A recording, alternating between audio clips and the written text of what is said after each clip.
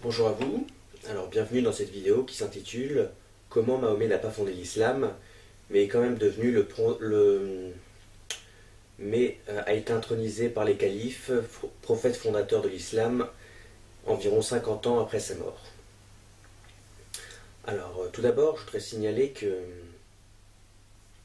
d'après l'islam, Mahomet, il a fait un voyage nocturne sur une jument ailée qui s'appelle Al-Bourak, d'ailleurs c'est ce qui a donné le mot bourrique en français, entre la Mecque et Jérusalem en une seule nuit.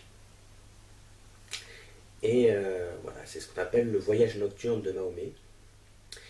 Et bon, le problème c'est que non seulement Mahomet n'est pas, enfin, voilà, c'est que Mahomet n'est pas du tout mentionné, ni Mahomet ni ce voyage nocturne, dans les sources musulmanes, environ 50 ans, jusqu'à 50 ans après sa mort. Et même bon, le voyage en tant que tel, c'est une invention des historiens plusieurs siècles après, comment dire, après sa mort, enfin après son existence. Mais voilà, bon, et d'ailleurs justement je signale que pour en savoir plus, il faut lire ce bouquin qui s'appelle Le Grand Secret de l'Islam. C'est très bien écrit et c'est très bien expliqué pourquoi est-ce que ce voyage a été inventé quelques siècles après, comment dire, la mort de Mahomet, pour justifier a posteriori de certaines choses, de certaines, voilà, certains événements, certaines décisions qu'avaient effectuées les califes. Mais bon, bref, ce que je veux dire, c'est que, voilà, d'après l'islam, il est censé avoir pris une jument ailée et avoir fait environ 1500 km en une seule nuit. Et le problème, c'est que, voilà, ce genre de fait, ça n'arrive pas tous les 4 matins. Et si effectivement Mahomet avait fondé l'islam, et si effectivement ce genre d'événement avait eu lieu, eh bien il aurait été mentionné par les, comment dire, par les musulmans, parce que c'est tellement incroyable que ça aurait donné du crédit à leur théorie. Par exemple, au tout début du christianisme, et même après d'ailleurs, mais au tout début du christianisme, dès les actes des apôtres, les apôtres, quand ils mentionnent Jésus, ils parlent évidemment de sa résurrection. Comme quoi c'est quelque chose de très important et vraiment, c'est pas quelque chose qui a été inventé environ 100 ans après Jésus, c'est quelque chose qui est présent 2 semaines après sa résurrection, j'ai envie de dire. Alors, et effectivement, Mahomet est absent des sources musulmanes. Il est absent des sources musulmanes pendant environ 50 ans après sa mort. C'est-à-dire que, par exemple, en 644, il y a une discussion à Homs entre le chef des chrétiens de cette ville, un patriarche jacobite, et l'émir de Homs. L'émir de Homs c'était le gouverneur, c'était le chef des musulmans, et ils discutaient de la religion. Et l'émir de Homs, en 644, alors qu'il avait été historiquement un compagnon de Mahomet, lorsqu'ils discutent et que chacun présente sa version des faits, ce à quoi il croit, il ne présente absolument pas Mahomet, il ne dit absolument pas que sa religion a été fondée par Mahomet ou quoi que ce soit. Ce qui est quand même un comble, puisqu'il a été compagnon de Mahomet. Voilà, on peut également constater l'absence du nom de Mahomet dans différentes inscriptions qui ont été trouvées en Arabie Saoudite ou dans le Negev. Et également son absence dans les principaux comment dire, monuments musulmans de l'époque. Et, c'est tout à fait intéressant de constater que son nom, il apparaît, mais il apparaît pas tout de suite, il apparaît à la fin du 7e siècle, début du 8e siècle. C'est quand voilà, donc au début, pendant environ 50 ans, les musulmans, lorsqu'on leur demandait en quoi ils croyaient, ils ne présentaient pas Mahomet, mais ça a été fait sur le tard, à la fin il s'est apparu l'idée que Mahomet aurait été prophète et qu'il aurait fondé l'islam, fin 7e, début 8e. Les musulmans ils ont une devise qui s'appelle la Shahada, c'est une sorte de profession de foi qui est très importante dans leur religion, qui dit il n'y a de Dieu que Dieu et Mahomet est son prophète. Et la deuxième partie de la phrase, et Mahomet est son prophète, eh bien ça apparaît au seulement début du 8e siècle. Avant c'était il n'y a de Dieu que Dieu et il n'y a point d'associateur, et il n'y a point d'associé. C'était une formule d'ailleurs qui était utilisée dans les milieux judéo-chrétiens depuis très longtemps et qui témoignent de l'origine judéo-chrétienne depuis plusieurs siècles et qui témoignent de l'origine judéo-chrétienne de l'islam et du fait que Mahomet a été introduit sur le tard pour, justement justifier la nouvelle religion, mais également cacher les origines judéo-chrétiennes. Ça veut dire qu'on a transformé la formule initiale et on a introduit Mahomet. On a fait une pierre deux coups. Alors, il y a eu également, comment dire, un reportage sur Arte, une série de documentaires, bon, réalisés par deux historiens. Je ne suis pas forcément toujours d'accord avec ce qu'ils disent, qui s'appellent Prieur et Mordillat. Et ils ont interrogé un certain nombre d'historiens, et ces historiens, ils reconnaissent un moment, je mettrai dans le descriptif de la vidéo un lien. Pendant 3 minutes, il y a plusieurs historiens qui expliquent qu'effectivement, ça pose un problème, la figure de Mahomet comme fondateur de l'islam, parce que voilà, on n'a aucune trace de Mahomet dans les sources musulmanes pendant environ 50 ans après sa mort, ce qui est quand même un gros problème. Alors, alors en fait, voilà, ça c'est un constat, donc tout d'abord que Mahomet n'a pas pu fonder l'islam, parce que s'il avait été fondateur de l'islam, il aurait été mentionné directement dans les premières sources, et il en est totalement absent. D'autre part, voilà, donc maintenant je vais passer à la deuxième partie de la vidéo. Comment est-ce qu'il est devenu prophète fondateur de l'islam? Alors, ce qu'il faut savoir tout d'abord, c'est que l'islam, c'est une religion qui, comment dire, qui présente les traits d'une idéologie messianiste, à savoir qui estime que par son application dans le monde, elle doit sauver le monde, et c'est une dimension très politique, à savoir que contrairement au christianisme où c'est à travers l'action de la grâce que le royaume de Dieu se met en place, que le christianisme prévaut, dans l'islam, le politique prévaut, et après ça justifie la religion. L'action est d'abord politique, et après elle se justifie. C'est très proche en cela du communisme. Et aussi bien le communisme que l'islam, ce sont deux idéologies relativement messianistes, il faut bien le dire, qui, comment dire, qui logiquement se sont divisés en deux blocs. Le bloc des pragmatiques, de ceux qui étaient plus portés à faire une approche de réalisme politique. On les a aussi bien appelés les sunnites dans le cas de l'islam que les staliniens dans le cas du communisme.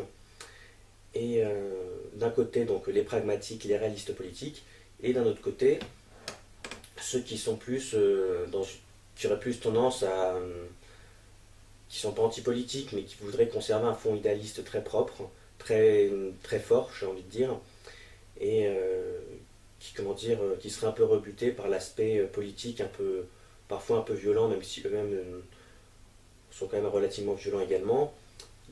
Voilà, de ceux qui ont une approche plus réaliste, ce sont aussi bien les chiites, dans le cas de l'islam, que les trotskistes. Aussi bien les chiites que les trotskistes estiment que les sunnites et les staliniens ont une approche trop violente de la réalité politique, et que ça vient en quelque sorte diluer, comment dire, que ça vient en quelque sorte trahir l'origine aussi bien de l'islam que du communisme, qui serait foncièrement bonne, et qui, comment dire, et qui viendrait jeter l'opprobre sur une religion entre guillemets ou une idéologie foncièrement bonne, à cause de la volonté de réalisation politique qui leur est propre. Et de l'autre côté, aussi bien les sunnites que que les staliniens reprochent aux chiites et aux trotskistes de vouloir ne pas réaliser l'idéologie dont ils sont porteurs, d'être un peu des idéalistes hypocrites, et de ne pas vouloir en quelque sorte mettre la main à la pâte. Et donc, voilà, aussi, donc rapidement, il y a eu deux factions qui sont apparues dans l'islam, qu'on appelait les sunnites et les chiites. Enfin, on les a appelés plus tard les sunnites et les chiites, mais voilà, en fait, on va dire qu'il y avait les sunnites et les chiites, même si le terme est un petit peu anachronique. Et les chiites, via Ali et son fils Hussein, ils étaient liés à la figure de Mahomet, puisque je crois que, comment il s'appelle, Ali avait épousé une des filles de, de, de Mahomet, et donc ils étaient liés au niveau à la famille de Mahomet, contrairement au calife sunnite, et ils ont invoqué cette figure pour se légitimer. Pour se légitimer, c'est environ vers 685 lors de la deuxième fitna, d'une guerre civile entre les chiites et les sunnites. Et les sunnites, ils ont fini par gagner, et ils ont fini par comment dire, par gagner. Et c'est le calife qui a gagné, qui a vaincu les chiites, qui s'appelait Abd al-Malik. Et lui, au final, il a eu une idée très intelligente. Il s'est dit, plutôt que de rejeter la figure de Mahomet en disant qu'en fait elle était liée aux chiites et qu'elle n'intéressait pas les sunnites, il l'a reprise à son compte et il a dit que non seulement effectivement Mahomet c'était quelqu'un d'important qui avait initialement fondé l'islam, mais en plus de ça, il avait fondé l'islam pour légitimer les califes et pas pour légitimer la famille d'Ali et les chiites qui en étaient issus. Et à l'époque, ça s'est fait progressivement, cette décision. Tout d'abord, il a été présenté comme une sorte d'argument politique, et ensuite d'argument religieux. Il a été présenté, Mahomet, comme un prophète inspiré qui devait fonder une religion. Ce qui est tout à fait intéressant, dans le parallèle avec le communisme, c'est de constater qu'il s'est passé exactement la même chose en URSS. On avait d'un côté les staliniens et les trotskistes, et Trotsky, il avait des relations privilégiées avec Lénine, et il était très apprécié par l'ancienne femme de Lénine. Et au début, quand il y a eu les rivalités entre Staline et Trotsky, Lénine n'était pas considéré comme un personnage très important, comme le fondateur historique, mais qui devait bénéficier d'un culte. Mais comment dire, mais Trotsky a revendiqué la figure de Lénine. Et à ce moment-là, Staline a réagi en disant que non seulement qu'effectivement Lénine était effectivement le fondateur de l'URSS, mais mais en réalité, il désirait non pas légitimer le clan de Trotsky, mais il désirait légitimer le clan de Staline. C'est pour ça qu'il y a un certain nombre de photos où Trotsky a été effacé des photos. Il y en a juste conservé sur les photos Lénine et Staline. Voilà, il s'est passé exactement la même chose.